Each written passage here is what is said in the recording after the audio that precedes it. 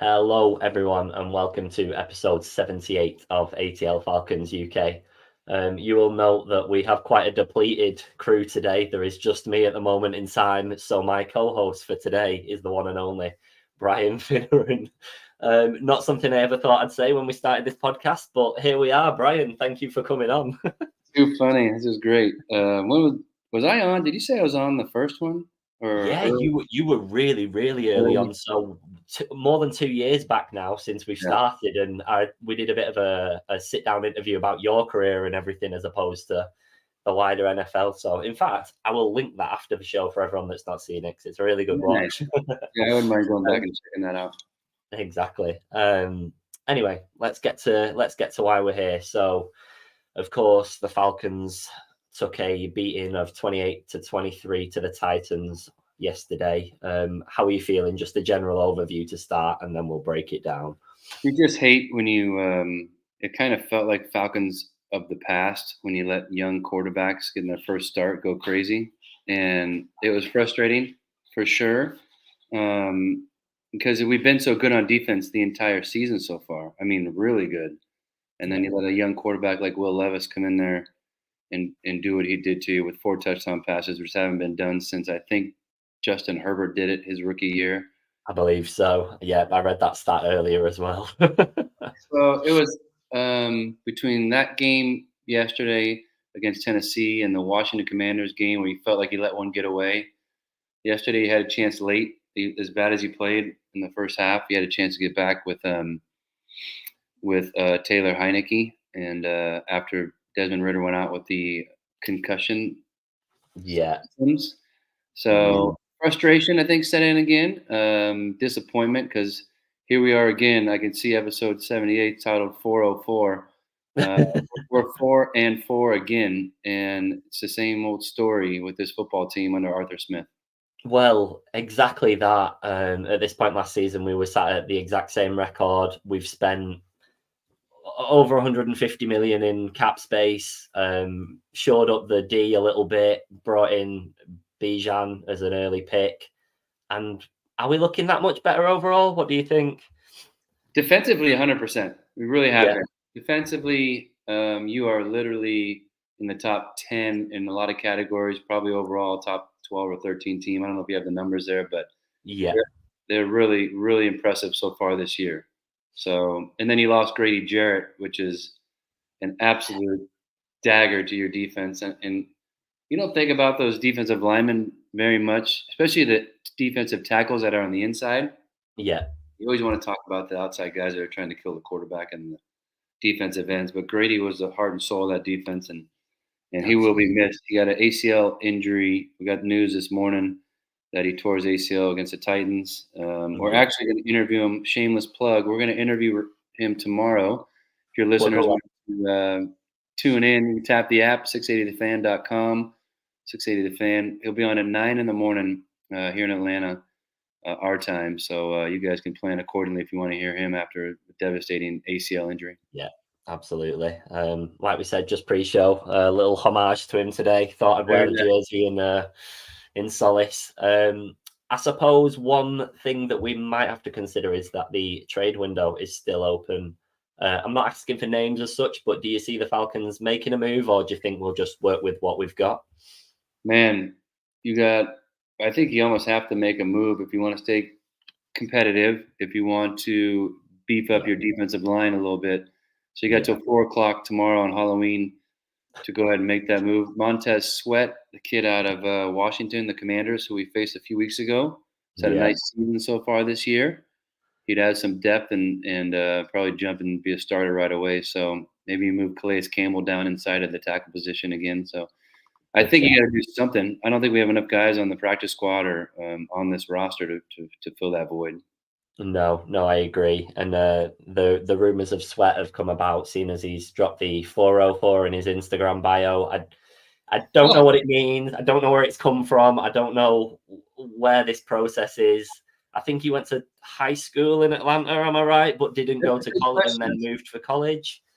He may have. Um, I wish I was but more up on the high school kids around here. I would know better. yeah, I think I had a little read earlier. So it's an interesting one, but to come out of the blue, it's a little bit. It, there's got to be a bit of substance to it at some point. But let's switch to the crucial part of the game at the moment. Then, where do you sit in the quarterback debate? Are you without slandering anyone? Are you pro Yeah. Ridder or are you leaning towards Heineke or what? Where are we? So, and I'd love to get your opinion after this too, because I always like hearing from the fans and the guys that Yeah, are die hard and wanted this team to win so badly. So I've saw some improvement the last few weeks out of Ritter, outside of some turnovers, yeah, unfortunate turnovers. You know, the 3 picks he had in one game and the 3 fumbles he had in another game. And if he could just protect that football, it's hard to trust him because he continues to do that. He even had a fumble in the first half last week. yeah, So, I mean, there's a lot going on in the NFL in a for a quarterback in the pocket. I mean, it is yes, hectic. It is hectic in there, especially for a kid that's a little shorter than maybe you'd like him to be. He's not super short, but he's not as big as some of those other guys you talk about. yeah, He gets a little antsy. He was sacked 5 times. A couple of those not his fault. I mean, there's a jailbreak on a few of them. yeah, So I'm part of me wants to see him come back, be successful, and carry this team to a playoff game. yeah. And the other part is super curious as to what this offense can look like under Taylor Heineke. Yeah, I'm on the fence myself. I've been very pro Ridder all season. I know he's had his ups and downs, but you're a young quarterback. It happens. You're going to make mistakes. That's only natural. And you're not in a perfect team. You've not got a perfect scheme around you just yet. Right. Um, So, yes, some sacks have been his fault. He does hold the ball a little bit too much. He's very, or I think he appears quite one-dimensional. Like once he locks onto a play, that's it. He's not reassessing as the game's changing in front of him, but I suppose that's something that comes fresh out of college. yeah, I think he did a nice job. He had a little rhythm there. I think he hit Pitts 2 throws in a row, and then he hit Yeah, London after that, and got like a ball out of his hand quickly. Kind of hit his 33 step and got rid of it. So when he's yeah, in rhythm and he's got some time, I think he'd be effective. It's when it breaks down and then he gets on his back foot and throws a ball in the air or yeah, scrambles around and fumbles or whatever it might be. So it's frustrating. I'm very close to wanting to pull the trigger and go to Taylor yeah, because he looked good. I mean, he put up 20 points in the second half, threw for 175 yards, and looked like he belonged. And yeah. that's what Heineke's done. I think for most of his short career so far is when he gets an opportunity, he makes the most of it. Um, Absolutely. Yeah. I mean, judging off the stats from weekend, it's not that difficult to argue his case for starting against the Vikings, is it really? You can only work with what he was provided with. And although there was a couple of stray balls that I thought, on another day that could have been an interception, none actually converted. So I suppose it doesn't matter, does it? You can't deal with hypotheticals too often. yeah, exactly. So my biggest thing is, I think when you talk about this team and this offense, we've all been waiting here in Atlanta for Arthur Smith to show us something special this year, like scheme guys open. You see Yeah. Shanahan do it. You see Mike McDaniel do it. You see guys like that are supposed to be these offensive geniuses. Yeah. That has been lacking. I thought might have more guys schemed open so far this season with big plays or 50-yard touchdowns, and there's just been so little of it. It's somewhat Yeah. concerning. Very much. Something we've spoke about on the show for the last few weeks is it worth Atlanta looking at an offensive coordinator to supplement Smith a little bit, maybe? I know it looks like he wants that role himself at the minute, but there's no reason that he can't bring someone in and still call some of the plays and just take that pressure off him a little bit. What do you think Yeah. that's viable, or is it an ego thing when you're calling the shots? Oh, you know what? There's definitely an ego there. It's his offense. He's super comfortable with it. He knows it like the back of his hand. Yeah, So it's hard to relinquish that power. And it's like anything else in the world when you own something and it's yours and you have you have that ownership and that time and effort you put into it. It's harder to kind of let go of it.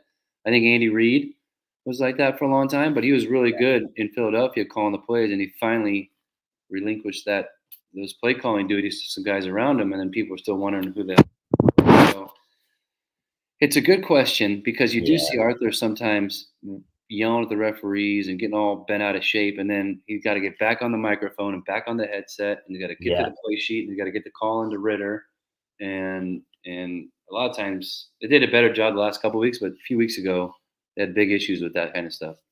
Yeah, absolutely. I think that's the problem. It's just the lack of consistency. If we were performing at the same level every week and the results were changing, you could take it on the chin and see progress. But one week we look like we are bound for the playoffs, and then the next, without criticizing them too much, we looked like we thought we were going to beat the Titans. We looked like we'd kind of just taken our foot off the gas and thought, "Nah, we can beat these anyway." Yeah. Football is a funny sport, man. You can have good days and bad days. It's almost like the 49ers right now. They've got injuries to the left tackle and to Debo Samuel, and they have lost 3 in a row, which I never thought was going to happen to a Shanahan coach team and the way they built Absolutely that not. team. Saw Detroit get their heads beat in last week in Baltimore, maybe Yeah, 30-6 or whatever the hell it was. But it was yeah, yeah, so. How do you bounce back from those losses? So he's done a good job for the most part this season. Win, loss, win, loss, win, loss, and taking care of home field, which they've done. So this yeah, again, I like the fact that we got up to 4-3 because it gives you that one buffer game, which we just had in yeah, Tennessee on the road, where you cannot play as well. Your quarterback gets hurt, your defensive tackle gets hurt. Drake Leonard doesn't finish the game with a groin injury. yeah, Calais Campbell dislocates his finger on his first play of the game or whatever it was. So there's a yeah. lot that goes on, and then you're still at 500. You still have an opportunity. Everything's in front of you. The Saints are 4-4. You got a game lead against the other guys. So time to buckle down and, like you said, become that more consistent team that you're looking for. Absolutely. Like you just said, we were kind of fortunate that the Bucks lost their Thursday night football game. The Saints did win, but as you said, because we had that extra game, we were all right. Just one, it's a little bit pressing, so don't answer it if you don't want to. Go But for it. Paul, Paul has said, do you see Smith getting a fourth season if we miss the playoffs? I'm happy to take this first, and I say, yeah, I think he's got another year in him anyway. I've stuck to this all season. I don't think our performances are concerning enough for him not to be given more of an opportunity. But I see the argument for it. I just do think that maybe failing the playoffs this season, an offensive coordinator would be a must. Otherwise, he could be on the fence a little bit. Yeah, it's a good point. Does he hire a real OC next year going into that season and help him kind of supplement some of the play calling duties? Paul, I would say it depends on how the rest of the season finishes up. If you start having, like, if we play Minnesota and it doesn't go well for us and we're at home, we had every opportunity in the world to create a really good buzz and draw some more fans into the Mercedes-Benz Stadium. Yeah, And if you continue, what you've done now is you've lost a couple games you should have won. You've created a bit of a quarterback controversy, and yeah, then you're talking to the fan base in your press conferences like you're the smartest guy in the world and we don't know jack about football. So that becomes frustrating and tough on the fan, and then it makes them yeah. not want to show up. And unfortunately, I don't know what's going to happen on Sunday. I think I'm going to be there, but when Desmond Ritter takes that field, if he does, what's the fans' reaction going to be? The whole fan base inside that stadium who's looking for something different, Absolutely. right? As, Smith as just said, my go on. guy, Sorry. home team Brandon Leak, who's on the locker room with me in the mornings, he Yeah. said, bring your umbrellas into the Benz on Sunday because they're going to be raining down a bunch of booze on Ritter. So I hope I, that's not the case, but it yeah. very well could be. This is the problem as well because we're not even. I don't think the criticism is going to him specifically. It's just that he's not working at the moment in time. It's not that personal. There's nothing against him, but the problem for me is that the upside of Heineke probably isn't that much higher than Ridder's. I don't think, as in, Yeah, they might be Heineke might be better now, but Ridder's got a higher ceiling because he's younger. So do you give him the time and the rest of the season and just roll with it? I right. It's I a have huge no idea. decision. It's a huge decision, and whichever one he makes will play a factor whether or not he's here next year as well, and then how we do Absolutely. moving forward. So, listen, I just want my team to win and be successful and make some plays and do the right things. Like in the game on Sunday, the punt returns when you're catching the ball inside the 10-yard line when you're not Yeah. supposed to. So you set your offense up with terrible field position. There's a kickoff that was the same terrible play as well. I'm trying to think. Oh, the fake punt you let get on 4th and 1 that you let get against you. So Yeah. just stuff you should just got to clean it up a little bit because that's not. I mean, a lot of that's not on Desmond Ritter. He had one fumble No, the no. first half. That was it. Absolutely. Just so we don't keep you forever, Go ahead. we'll move on to the Vikings a little bit. As you just mentioned then, you're lucky enough to be showing up on Sunday, so that'll be a nice little outing for you. We covered it just before we started the show. Kirk Cousins has done his Achilles. That just got announced officially an hour or so ago. Obviously, we never want to see a player injured. No. But do you think that changes the tide of the showing a little bit, the tide of the game?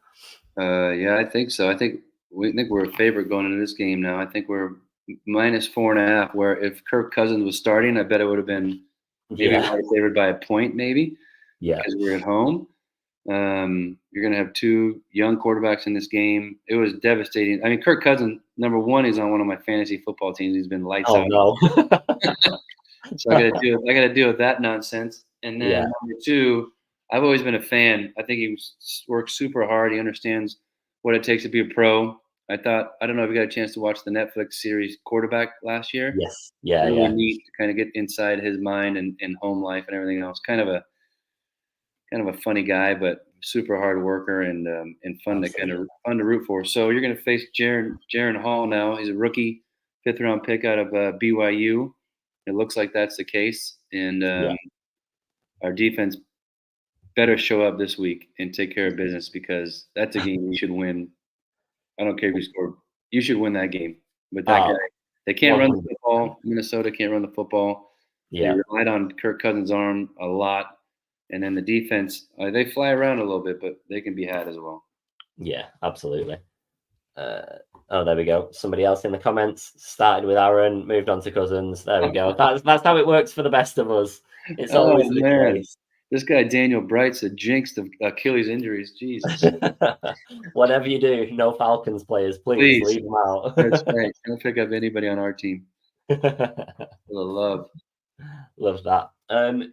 Do you fancy doing a little score prediction or anything like that, just so we can quote you on something before we go? Yeah, it's a small over/under. I think the total number is 37.5 in the game against Minnesota. So they're thinking 21-17 type deal, 21-16, and nice. I think if we can score, I think we score a couple touchdowns, a couple field goals. So I don't know, 21 to 13. Falcons can pull this one off and cover the spread against the rookie quarterback in his first start. Well, we'll quote you on that one, and if it doesn't come through, then we know who to look at next week, don't we? That's right. But we got to protect the dome. We got to protect the Mercedes-Benz Stadium and home field advantage. Yeah. And just see if we can't get it back above 500 and get to 5-4. And then I think the Saints are up after that, maybe. So you got a chance to continue to do well in division. You're doing great in the division. You're doing okay in the conference. The good thing about losing to a Tennessee Titans team like that is they're in the AFC and it doesn't affect the tiebreaker in the NFC. So there's one silver lining. I guess that could be it. It's a very small silver lining, but it's one nonetheless. Brian, won't keep you any longer. Just that one question that you're already anticipating from Twitter. Rashad, I will quote you on this afterwards. He's asked if you can suit up and play DT for us. Any chance of you putting the pads back on for a little bit? Yeah, I need to gain 100 pounds, 150 pounds, and work out for a while. That is not going to happen. I said I probably got one good play left in me, and that's about it. And then I'll probably get hurt and get carted off the field. I watch these guys play anymore these days, man. Yeah, it is so impressive. Did you like that Jeffrey Simmons kid for Tennessee? Yeah, That guy was a one-man wrecking machine on the defensive line. I mean, he It's would murder you and I both. oh, absolutely. It's baffling how every single player is just an athlete in their own right. Everybody's Yeah, obviously got different pros and cons, but it's insane to watch now. The yeah. level is so high. So I it's mean, been. I think you could still make the cut, but I doubt it, but I appreciate the effort. but no, Brian, thank you very much for coming on. It's been brilliant as always. I will link our previous show under this one, so anyone that never got a chance to watch it first time around, really early on in our show, we did a little interview with Brian about his career and everything, and a few Madden questions for all of you that play the game and everything Oh, that's like funny. that. Oh, there we go. Anything you want to plug beforehand? I know you mentioned your show for tomorrow morning. Feel Yeah, free to plug absolutely. it. You guys, we're international now. You can tap the app. We have an app for our radio show, 680 The Fan. It's like a Yeah, yellow app with, let me see what color. I'm colorblind. I think it's blue or red writing. Yeah, red letters. It looks like that. So if you want to download it, there we go. that's what the app is like. So download that. We have Grady Jarrett on tomorrow morning at 9 a.m. It's myself and Joe Hamilton, Hudson Mason, home team Brandon Leak, and John Michaels, and we have it's called the Locker Room, and we just yuck it up and do what you and I just did for the last 20 minutes, but a Absolutely. little more organized and with some commercials in between. Oh yeah, of course, of course. Anyone in the UK watching, that'll be 1 p.m. for us, so 9 a.m. Eastern at the moment. But Brian, thank you again very much for coming on. It's always a pleasure. Enjoy Sunday. I hope it's one you can actually enjoy and not sit pulling your hair out. And yeah, enjoy the rest of your day. Thank you very much. It's been a pleasure. Right, I always enjoy coming on with you guys. Tell the other guys I said what's up. They're gonna get fined for not showing up. I'm thinking of a forfeit as we speak, but I will deal with that when I get to it. All right, brother. Take Thank care. you very much. Speak to you soon. Bye. Bye. So, as you can see, I am left alone today. Mark has a banging migraine, presumably from watching the Falcons. Liam was not able to make it tonight, and Cal was supposed to be co-hosting, and he's not here. So, the shortened show, there is nothing I can do about it. I am stuck on my own, and as much as I'd love to stay on and speak to you all, my voice over and over and over again is not what this is all about. So thank you all for tuning in. If possible, we'll try and jump on another show later in the week, maybe to preview the Vikings game a little bit more. But if not, you know where we are. You can catch us on Twitter. Make sure you like and subscribe, please. I mean, the more subscribers we get, maybe the boys will actually show up next time. Who knows? It's been a pleasure, everyone. Sorry for the short show, and thank you to my co-hosts today, who are the comment section, Paul and Dan and everyone else that's chipping in. You're literally running it with me, so thank you all very much, and I will let you know if we can get another show going later this week. Thank you very much, and have a good night, everyone. Bye.